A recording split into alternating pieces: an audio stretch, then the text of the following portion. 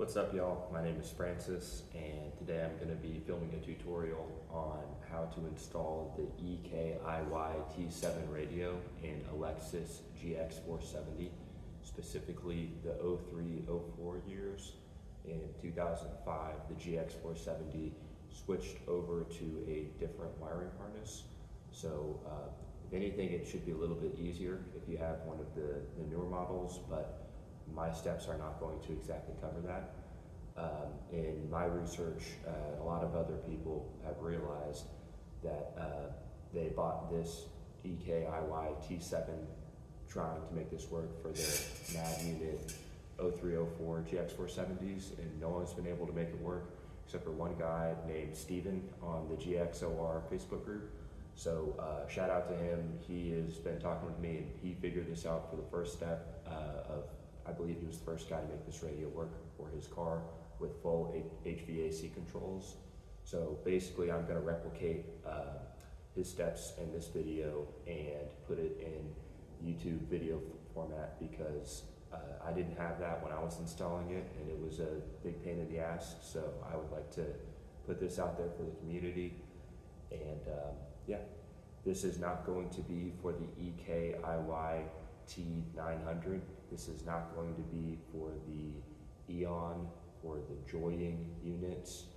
This is specifically for the EKIY T7. If you have one of those other ones, it might help you, but this is not going to be a one-to-one tutorial for that.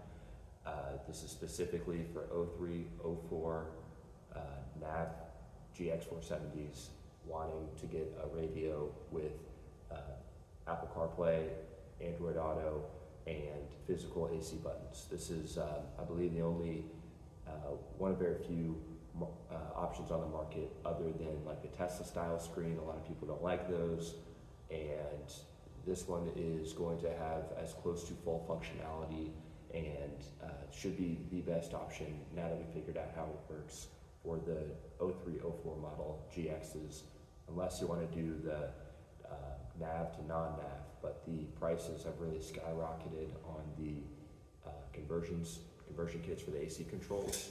It's also, that's quite a project, so that's another route you can take. Other than that, if you want physical AC buttons and a working Android head unit, this is going to be the best route for you.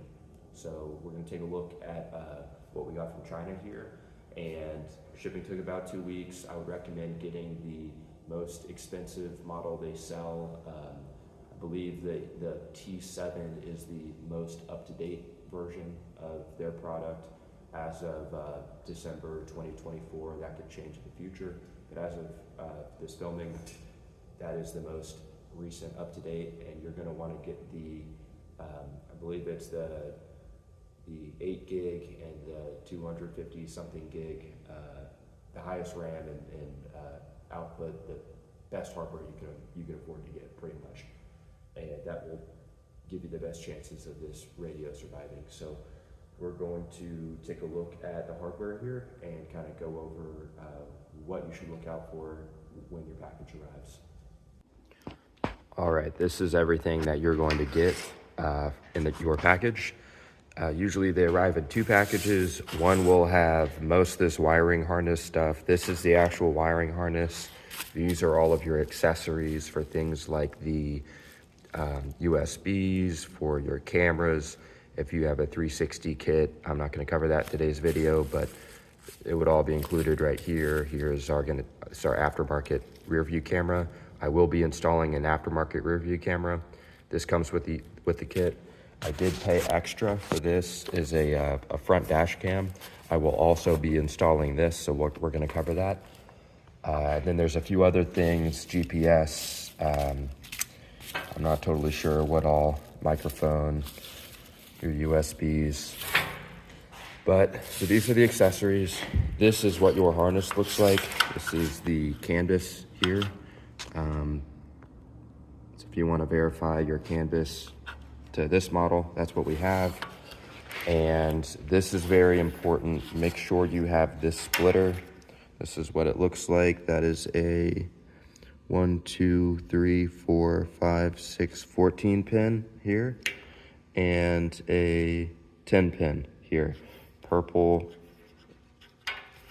let's see, we have purple and green, comes together into this. It's got a little label on it. I already plugged it in, but that's what that looks like.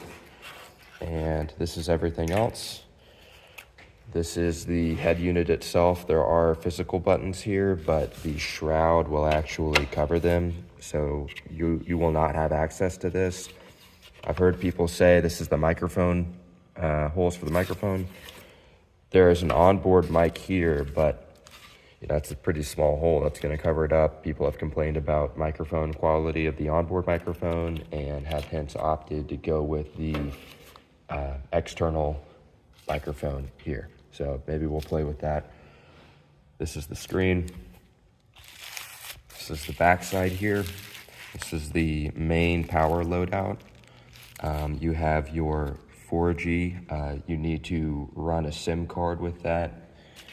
That is here if you're interested in doing that. I'm not going to do that, but you could if you wanted to. Your GPS, your Wi-Fi.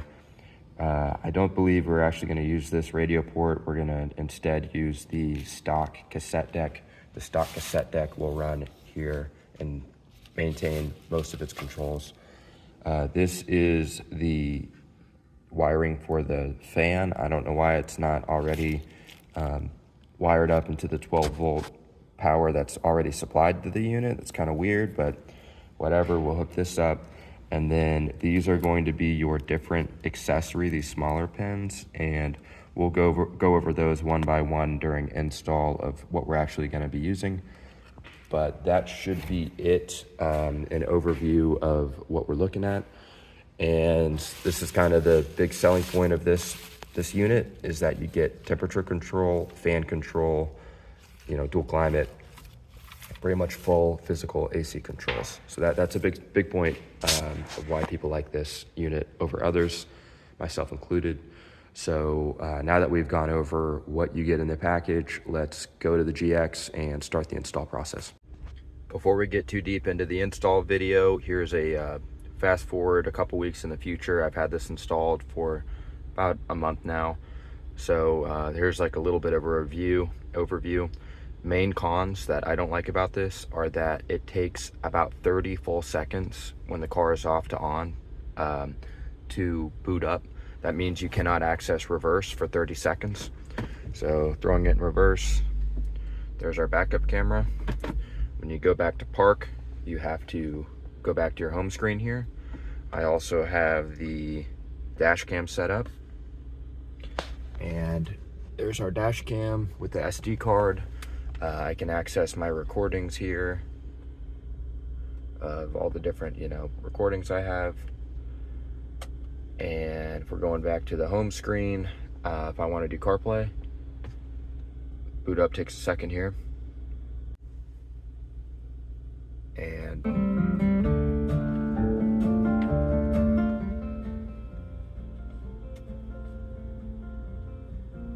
here's our CarPlay. As you can see, it's it's not perfect. It's a little bit buggy, but for how cheap this was and maintaining AC controls, it's great. I don't like that you cannot turn off AC. It only goes to one fan. Even if I hit this, that will not turn it off rather. I also cannot change the direction in which the AC blows. That has to be done through the Snowflake app, and you can turn it all the way off here or adjust what settings the blowers are on from there. But other than that, I like it. It's been pretty nice. Right, now we're inside the GX, and we're gonna start down here, not in the nav unit, but down here. In order, we're gonna have to pull all of this out, including the wood vents. And we're gonna start by popping this trim here and along this side and slowly work it up all the way.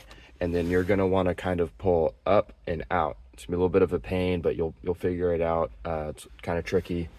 And we're gonna start with that. I'm recording by myself, so I'm gonna pause this and go ahead and do that. Do yourself a favor, get some of these This is just cheapo Amazon plastic trim tools. I wouldn't do this job unless you have some of these, especially if you're going to be routing stuff like your rear view camera, like your microphone. You're gonna be pulling trim all over this thing. You're gonna really need that. So let's pop this trim and then we'll get to the rest of it. We got that out. Now we're gonna do these. These are very delicate, be careful. There are clips up here, you're gonna break them. You're gonna break some clips. Just try not to break this wood trim. It's expensive to replace. It would be crappy. But we're gonna start by pulling down here. I'm gonna go probably to the side of this clip and just kind of pull out and try and grab it as you're pulling from the bottom, not to snap it. The weakest part's right here, so really try and support that. And we're gonna do that on both sides. And there's gonna be a plug on each side for your warning lights and for the passenger airbag light.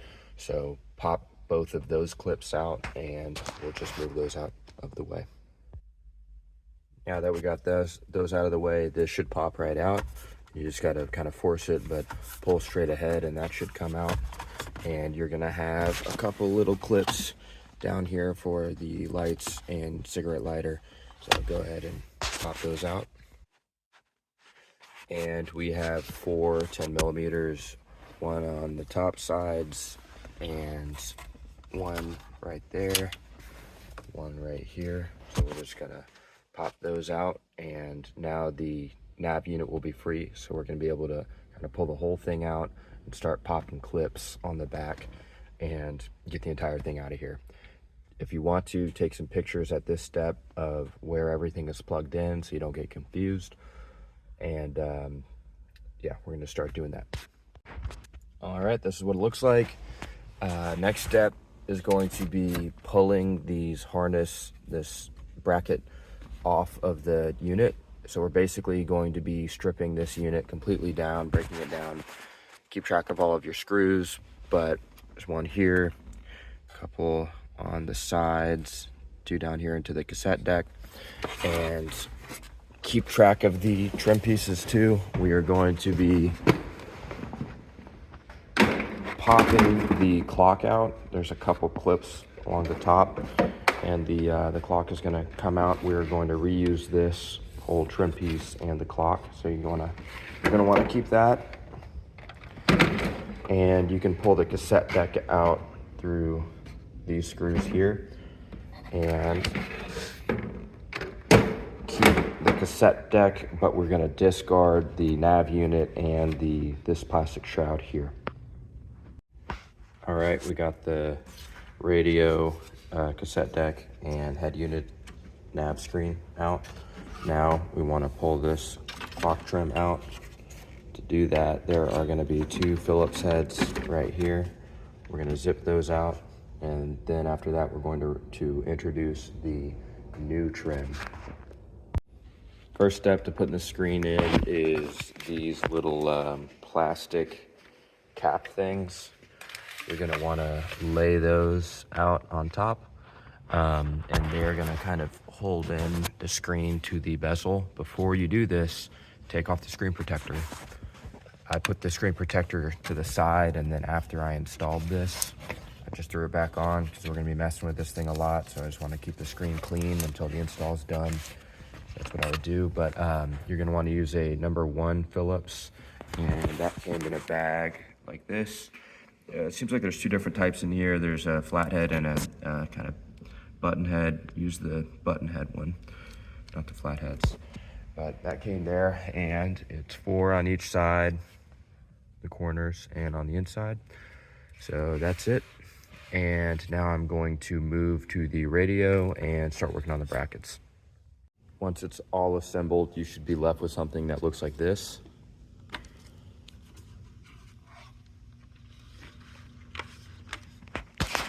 This is the bracket orientation. We are reusing all of the OEM hardware except for the little #1 Phillips screws that I showed you to hold the screen on. You might have to flex or bend this, the metal brackets to fit nicely, but just take your time. So we got 2 screws here. We've got a screw going into the plastic. Another screw going into the plastic down here.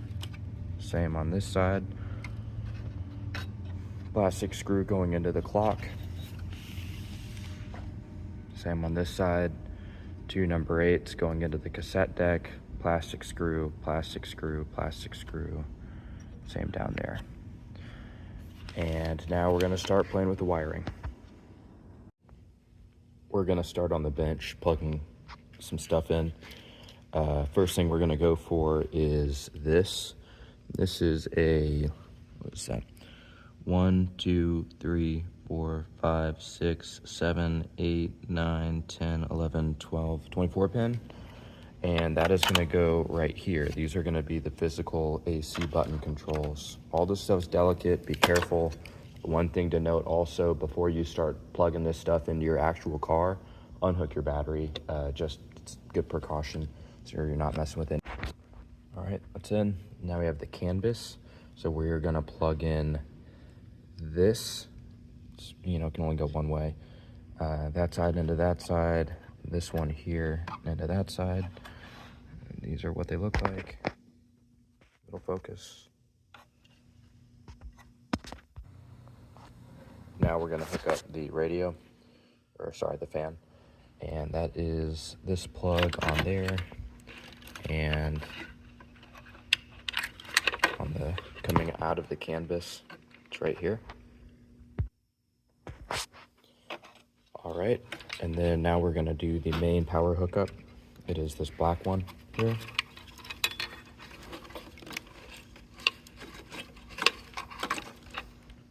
That's what it looks like. All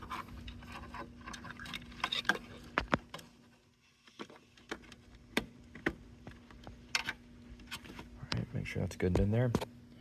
And now we get to start jumping over to these guys, and these ones are gonna go through these, I call them jumpers because you'll see when it hooks up into the radio, but it seems like the OEM Toyota harness is gonna plug into these. It's not. The OEM harness is going to plug into these jumpers, and these jumpers plug into these, except for this one. The OEM Toyota harness goes into this, but that's kind of it on the whole entire thing. You're only gonna use the OEM harness plugging directly into this unit in this spot and in this spot, powering the clock. Everything else needs to be plugged in through the harness, the EKIY harness. Okay, both of these are plugged in. Now the only things left are going to be this guy going to the canvas that hooks into the canvas, and this is a 8-pin. There's only one 8-pin on here. It's right here above the fan. These ones are kind of delicate. Be careful with these. And remember this jumper I mentioned. Very important you have this. Make sure that's plugged in right here. Okay, and this is technically all you need to run this radio with AC controls. I'm gonna go further and add some accessories. So if you wanna follow along, you can, but from here, you can go ahead and start hooking things up. And one thing is, there's one of these, don't remember which one until I go in the car and check, but one of these you do not plug in, and if you do, the HVAC won't work. So make sure you stay tuned to the part of the video when we're hooking this up. One little mistake I made, I said to wire this fan into the canvas. Don't do that actually. That goes into this big cluster in the accessories. It's actually this one. So unplug that, plug that in here, and then we're going to wire this up. This is a tin bus. So that is gonna go into here. We're going to wire this up, and this is gonna be our microphone. So I'm gonna go ahead and I'm just gonna plug everything into the radio, get it plugged in, hooked up into the car, and verify everything works. And then I'm gonna start routing wires, so we're just gonna load this thing up with wires for now. There's a 4-pin and a 6-pin bus here, corresponds to these USBs. 4-pin is data only, and 6-pin is data and power. So it's already really cluttered, so I'm not even going to install this 4-pin. I'm just going to install this 6-pin. All right, this the rest of this is unverified with the accessories, so this is going to be a trial process. So we'll see when we're hooking it up. This is my front dash cam that is hooked up once through here and then through a USB. This is the 6-pin I was telling you about. That's data and power, because this is, you know, it's obviously going to need both. So that is going to the 6-pin. I have this here is the GPS antenna. It's plugged in there. This is the 4G antenna plugged in here. Although I don't think this is going to work because I am not using a SIM card, and the SIM card is connected to this bundle here. And where is it? There's your SIM card location if you wanted to do that. Or sorry, connected into this bundle. And then we have here the, what is that, 1, 2, 3, 4, 10 pin. I don't know if this is right or not, but that's hooked into this jack, this long extension. This is just wired up loosely. If this is correct, I'll go back and solder this. Connect it through here, and then eventually to the rear view camera. That's that.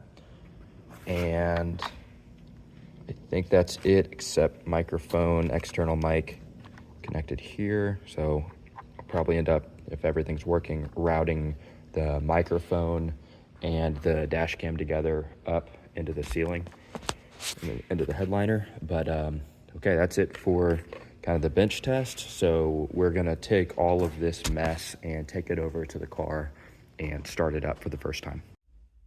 We're in the car. Let's start with the lower harness. By lower harness, I mean this. There's 2 harnesses. One is coming from up above with 1, 2, 3, 4, 5, 6 different plugs. One is coming from below with only 3 plugs. The only plug that we are going to use on the lower harness directly is going to be this. This is a 1, 2, 3, 4, 5, 6, 12 plug, and that's going to go directly into the stock cassette deck. All right, that's plugged in. And now the other 2 are going to go into what we're calling the jumpers. So let's plug both jumpers in. Jumpers are in. Now we are going to go to this gray plug here, and that is going to connect. Let's grab that.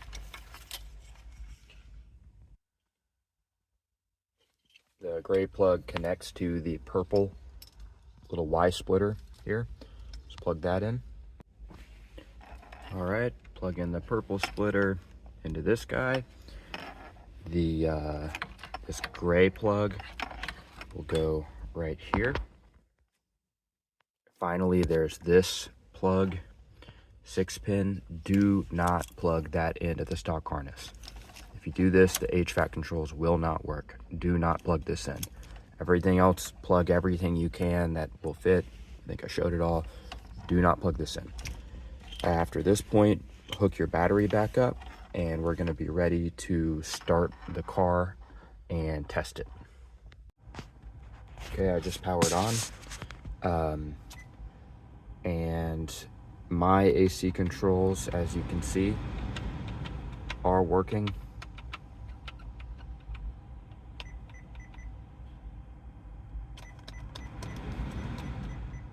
That's great. If this is not working yet, you need to go into settings. This is a snowflake. That's how you control the AC digitally. You can move that around. Go to settings, go to factory. 3368 is the factory code. Go to car model, and you scroll through a bunch of options here. Go to XCBSJ Toyota Prado 2010 to 2013. Once you select that, if it'll load, here we go. Once you select that, you should be good to go here. And that's it. That's basically everything for the functional radio. You can see, let's test the sound.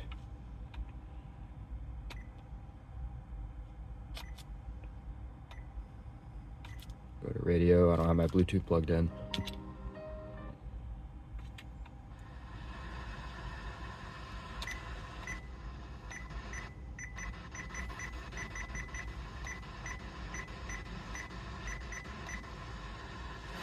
Oh, you know what? I don't have my my antenna plugged in. Let me plug my antenna in.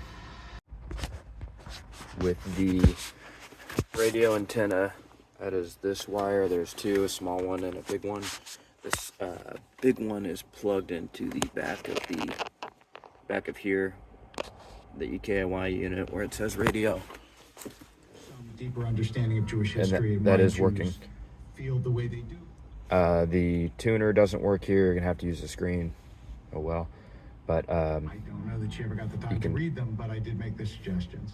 Turn it on and off there. So there's that. Okay, we got the camera set up here. It'll load. It's just this USB one. The connection seems kind of crappy, honestly, so I wouldn't be surprised if this like stops working intermittently. There it goes. You can see this is the this is our camera here, and the connection sucks. Just like physical. See if I jiggle it. Hopefully it stays. Let's see if I turn it off and on again.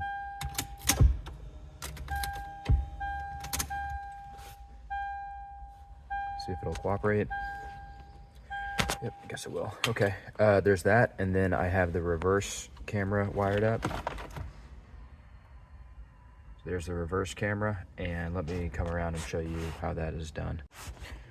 I had all this ripped out already because I did the SCAR stock sub upgrade. It's kind of a challenging project if you're not familiar with the angle grinder, but you know, it's fine, you can do it. It's actually a good time to do that with the backup camera because you already have to rip out all this crap, so it's easy access. You don't have to rip out the door, but you do have to rip out this panel. It's kind of hard to get to. Anyways, here's my camera. I'm not totally sure I'm gonna mount it. That's up to you guys. Probably gonna fish it through here and just, you know, go above the stock license plate. But we have the little Y thing here. The yellow has a red splitter, and the red one also has a red splitter. Both reds I wired into the reverse light, so both red wires are there. The black and red does nothing, and this is the yellow jack we just have going around the side of the truck, and that is going to go here. And this is the I forget how many pins it is, but it's the one I believe all the way on the left. It's the only one there is. How many pins is that? Maybe 6 or 8. I can't see it. But the other trick here is that you have to wire in this with the brown wire from the main power plug. Come around and show you that. So the main power plug is, it's kind of hard to get on camera here, but it's the main one, this one, the black one that plugs into the back of the EKIY unit. There's a brown wire coming off of it, and I had to cut it off of, it went to a, I'm trying to find where it is, brown wire. Well, anyways, it's routed to where the, where it's wired up back there now, but I had to cut it from a harness that did not go anywhere. And here it is. This is where it used to go, into this harness. This doesn't plug into anything, so I just cut it and hardwired it into that. I don't know if my settings are right or not, but I'll show you what I have for my settings. And I think that might do it for this tutorial, because I'm going to spend some more time mounting things and routing wires, but you guys can figure that out on your own. This is the hard part. I'm just going to show you the settings and we'll go from there. 3368 for the factory settings. Backup camera is set to, let's go from here. I already showed you the CAN bus car model to 2010, 2013 Prado. Back mic switch is off. HD reverse, I think this is the camera thing. This is on and set to AHD. The other option is for the stock camera, but stock camera is not compatible with the HVAC. Let's see, front view, turn that on. All of these I clicked on, it seems to work. I don't know if that's right or not, but it does work. So that's 1, 2, 3, 4, 5 of these guys are on.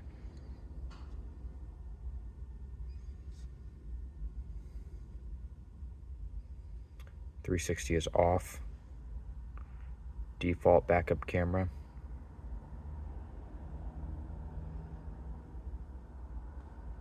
And that's it. I did have to go into, if you do have the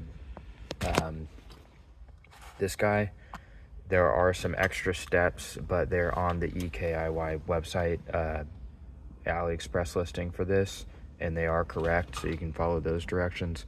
But basically you had to go into File Manager and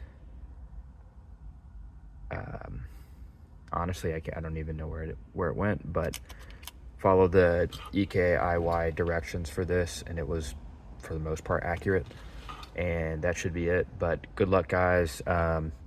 This is not an easy install, so just take your time with it. Use this as a reference, and if you have any questions, I'll do my best to answer them. One final instruction before we wrap up the tutorial. This is, my phone is connected to the Bluetooth, so what you are hearing is the mic quality with me talking at a pretty normal volume. But you are going to want to go into settings, go to device, sound, and turn amp on. Apparently this is what turns the fan on. I didn't see the fan kick on, but this is what other people have said. If you can verify that, please comment down below. And just to show you the sound quality, it's really good. I'm happy with this. So yeah, hope you guys like it. I'm the keeper of nothing but an old flame.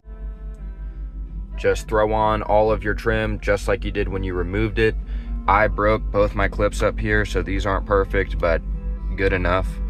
And that'll be it for this tutorial. So hope you guys like it and enjoy the rest of your day. See ya.